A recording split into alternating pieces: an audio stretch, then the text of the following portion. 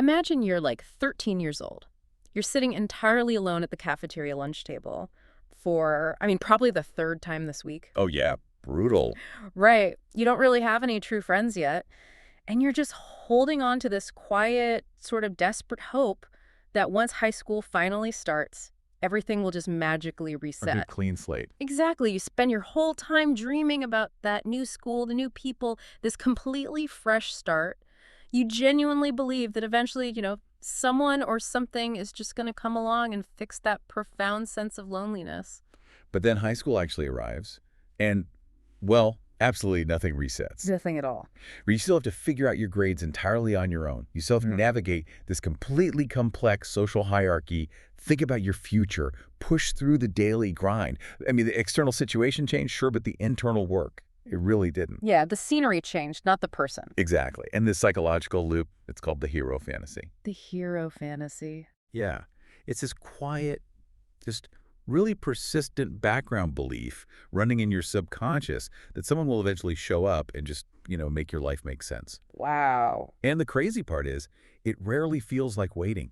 It disguises itself beautifully as hope. And that hero fantasy, it doesn't just disappear when we get our diplomas, right? You see this exact same loop happening to highly capable adults every single day. Oh, absolutely. All the time. Like you might be in the early stages of building a business or maybe learning a complex new skill or just trying to pivot your career entirely. And you look online and find these, incredibly successful mentors who just seem to have total clarity. They make it look so easy. Right. They've achieved the goal. They're teaching the exact methods. The roadmap is presented right there in front of you. But you are still struggling through the messy early stages. Trying to figure out how to make their pristine advice actually function in your chaotic reality. Yes, exactly. And some days that thought just creeps in. Like, if only someone could just sit next to me at this desk, look at my specific problems, and just walk me through this step by step. But no one is coming to do that. Yeah. I mean, the days just pass anyway. There will always be a new, seemingly insurmountable challenge. And facing that challenge, it isn't a sign that something is fundamentally broken in your life. Right. It's just life. That is simply what moving forward looks like in reality. The hero is never going to show up to save you. The only person who shows up to your life every single time, without fail, is you. Which is terrifying, but also kind of liberating. Totally. And this brings us to a really critical realization about personal development.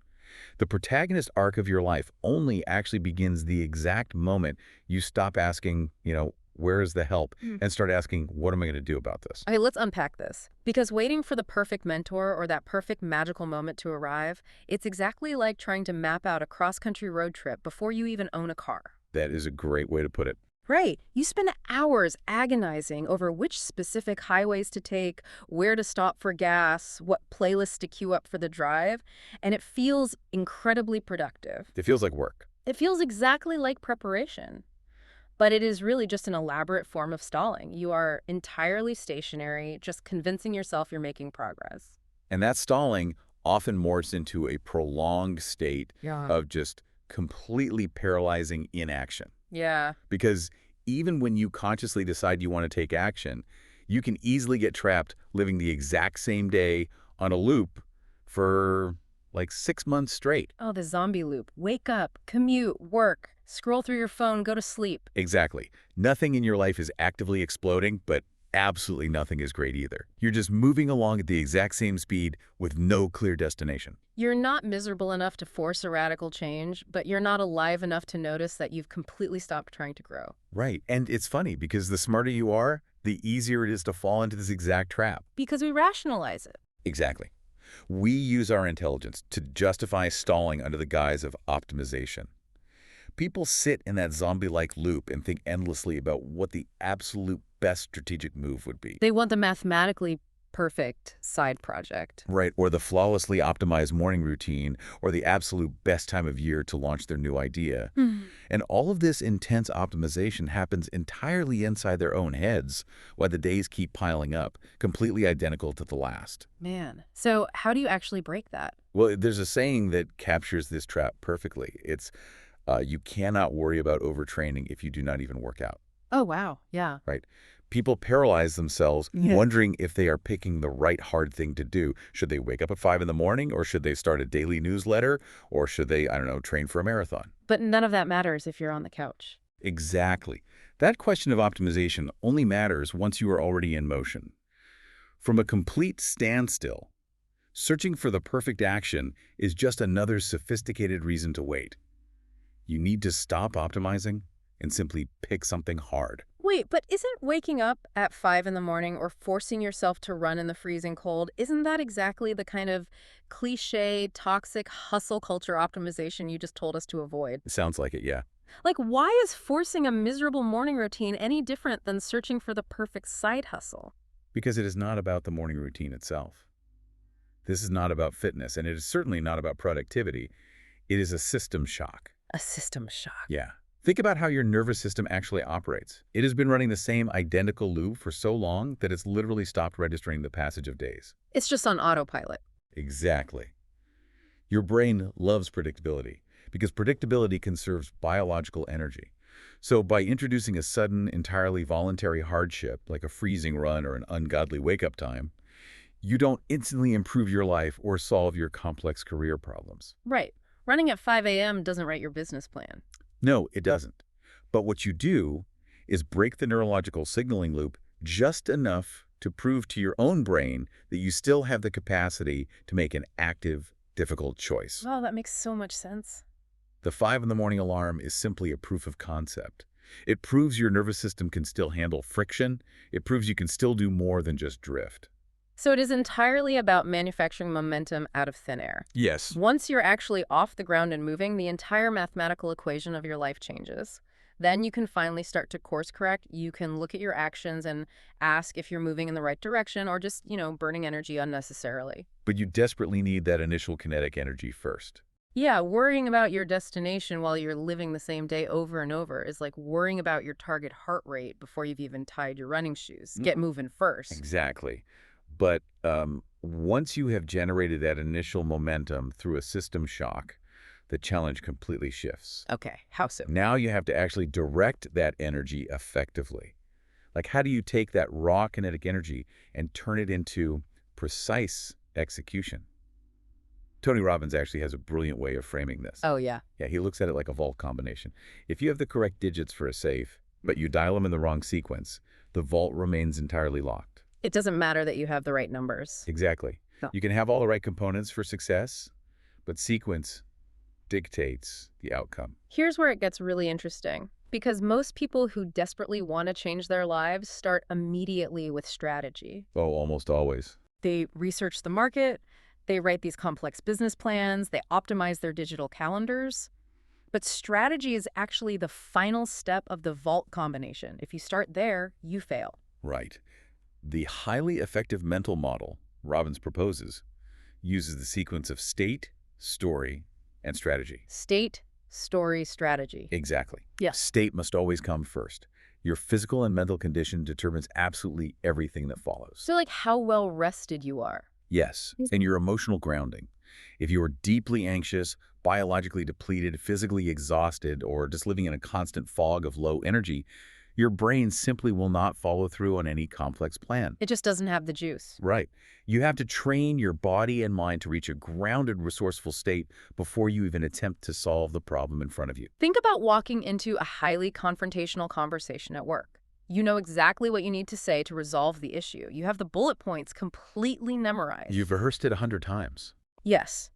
But if you walk into that room exhausted, defensive, and just physically tense, your words will not land the way you intend.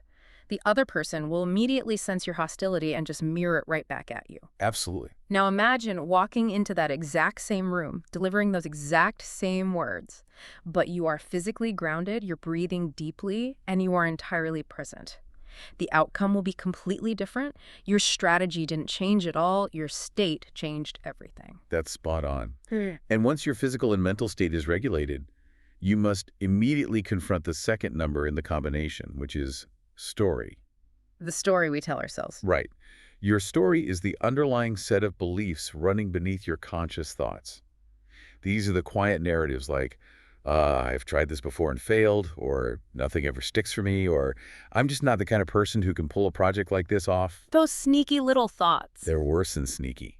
These stories act as invisible filters. They quietly assassinate your execution before you even take your first physical step. So having a bad story is exactly like trying to run a state-of-the-art high-end video game on a completely outdated computer operating system. I love that analogy. Yes. Like the software, the strategy might be absolutely flawless, but the underlying operating system just cannot handle it. The OS just crashes the program every single time. Exactly. You can give someone the ultimate foolproof blueprint for success, but if their internal narrative dictates that they are a fundamental failure, they will subconsciously find a way to sabotage the blueprint just to prove their story right. Wow. They'll just break it themselves. Yeah, they'll miss the deadline, or they'll pick a fight with a collaborator, or they'll just inexplicably stop answering emails. And changing your story does not mean reciting toxic positivity in the mirror. Right. It's not just, I am great, I am great. No, it means actively catching those automatic narratives and aggressively questioning if they are objectively true or if they are just comfortably familiar. That operating system analogy really hits, because only after you've optimized your state and corrected your underlying story do you finally apply the strategy. Finally, step 3. And this sequence feels entirely backward to most ambitious people because strategy is just so concrete and highly visible. It's easy to buy. Exactly. It's very easy to buy a book on strategy or download a fancy spreadsheet template.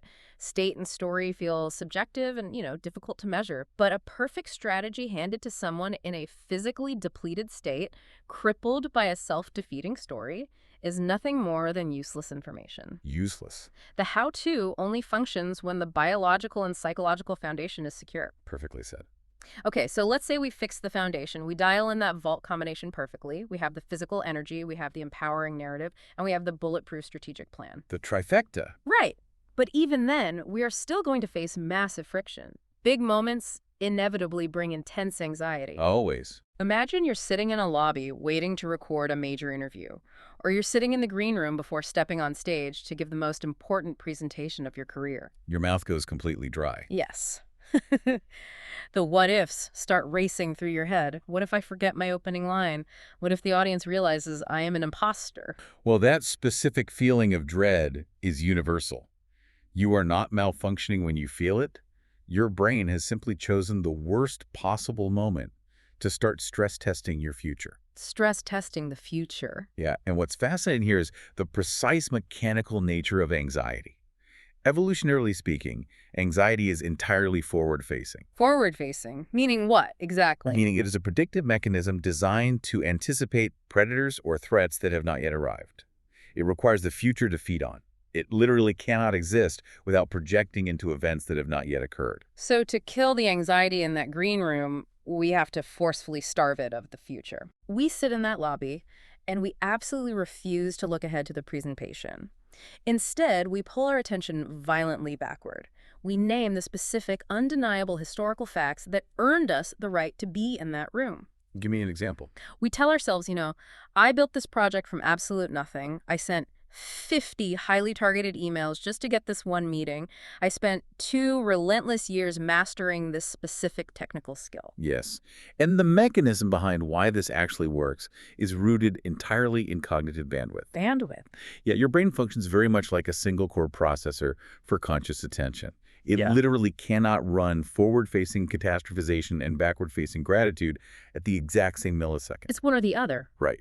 When you force your brain to recall the specific granular details of your past effort and past victories, you occupy all available mental bandwidth. The anxiety completely loses its fuel source because you are no longer computing the future. Oh, I see. It is exactly like a computer's CPU. If I max out my working memory by forcing my brain to load 50 specific, highly detailed memories of past hard work, there is literally no memory left to render the future anxiety. The system just cannot process both simultaneously. That is the exact mechanism. Now, this does not happen automatically the first time you try it. Right, it takes work. Yeah, your default state is still going to be forward-facing panic. You have to manually override the system. But there is a principle popularized by Alex Hormozy. He says, if you have a choice, choose to be in a good mood. Choose to be in a good mood. Yeah, you turn that active choice into a subconscious reflex through sheer repetition. The more you deliberately interrupt your pre-presentation panic with concrete, undeniable facts about your past competence, the more your brain starts initiating that exact defense mechanism automatically. You're training it. You train your nervous system to show up warmer, more physically grounded, and infinitely more capable. So what does this all mean for our actual output? We have covered a lot of ground here. We really have. We know how to shock the system to break the paralysis loop. We know how to sequence our state, story, and strategy to execute effectively. And by hacking our cognitive bandwidth, we have entirely bypassed the execution anxiety. We're finally doing the work. Exactly. We're finally doing the work. But that brings up a terrifying new problem. Once you're actually doing the work, how do you make sure you aren't just creating a generic carbon copy of everyone else in your industry? Like, where are we actually directing all this optimized energy? Right, and that's the ultimate destination we are aiming for. The pursuit of true, irreplaceable originality. Originality. Yes. And achieving that level of originality requires moving through 3 distinct stages of mastery. Okay, what's the first one? The first stage you hit is pattern recognition. This is that really frustrating phase where your taste begins to significantly outpace your actual abilities. Oh, I hate that phase. It's the worst. You can look at someone else's work in your field and instantly spot a lazy hook or a logically weak argument or some forced metaphor. You understand the craft intellectually, but your hands cannot reproduce it yet. Recognition feels like massive progress, but you are strictly operating in observation mode. And the real danger lies in the very next phase, right? Pattern utilization. Exactly. This is when you take the successful structures you recognized in others and directly apply them to your own daily work. You start borrowing. Yeah, you copy an industry expert's framework for writing emails, you mimic their exact posting cadence on social media, or you adopt their specific style of structuring an argument, and you start getting positive results. Which is a trap. It's a huge trap. Because you're finally getting traction, you falsely believe you found your own unique style. In reality, you are just successfully wearing someone else's skeleton. Your work is highly functional, but it is entirely derivative. Spot on. So to reach the final stage, which is pattern creation, you have to consciously evolve past copying. Pattern creation happens when your output becomes so entirely distinct that you cannot even explain to someone else where the inspiration came from. It's just inherently yours. Right. You are no longer following a proven template. You are generating an entirely new frequency. But getting to that level of mastery requires a radical, fundamental shift in how you treat your own consumption and your own interests. So how do we break out of that utilization trap? How do we actually get to stage 3 and create our own patterns? Well, the reason most highly capable people never reach pattern creation is because their daily consumption is far too narrow. Too narrow. Yeah. If you want to be a great business writer and you only read best-selling business books, you only listen to business interviews, and you only talk to other business people, your inputs have become a completely closed loop. An echo chamber. Exactly. Every single input you take in looks exactly like the output you're trying to produce. You are running pattern utilization on a permanent, unbreakable loop. True originality requires pulling from domains that have absolutely no obvious or logical connection to your specific field. I love this. You have to stop treating your, weird external interests as distractions from your professional development. We're not distractions at all. Right. So if I'm that business writer, I shouldn't just read about business. I need to use my seemingly unrelated inputs. If I love studying architecture, I can take the concept of load-bearing walls and use that exact structural principle to explain the load-bearing arguments of a startup pitch deck. Yes, that is brilliant. Or if I have a deep understanding of video game mechanics and I'm obsessed with the internal logic of an anime protagonist, those are not guilty pleasures. Those are the raw materials of my originality. When you combine a data nerd angle with an obscure anime reference to explain a complex corporate workflow principle, you create something absolutely no one else can replicate. If we connect this to the bigger picture, think of it exactly like making a mixtape or a playlist for a close friend. Okay. Imagine compiling a list of tracks that perfectly, flawlessly encapsulates your exact personal taste in music. It is an absolute masterpiece of curation, but if someone asked you to categorize it, you could not possibly assign a single musical genre to it. Because it's a mix of everything. Right. It has classical music, 90s hip-hop, obscure electronic beats. That is exactly what a creative voice built from highly varied inputs feels like from the inside. It defies all traditional categorization because it is the true synthesis of entirely unrelated worlds. True originality is just the deliberate collision of things that do not belong together. You must consume as widely and recklessly as possible. Pull complex concepts from architecture, from evolutionary biology, from ancient Roman history, from, I don't know, a random conversation you overheard at a local coffee shop. Use it all. Gather all these weird, chaotic, seemingly useless inputs and pour them directly into your daily work. Eventually, the output completely stops looking like any of the individual sources you learned from. The pattern becomes entirely and unmistakably yours. And this raises an important question to leave you with. If your current life and your current work are just a direct reflection of the predictable, incredibly safe inputs you have been passively consuming, what happens tomorrow if you completely scramble the feed? What bizarre, chaotic combination of inputs could you introduce right now that would make your output completely impossible to replicate?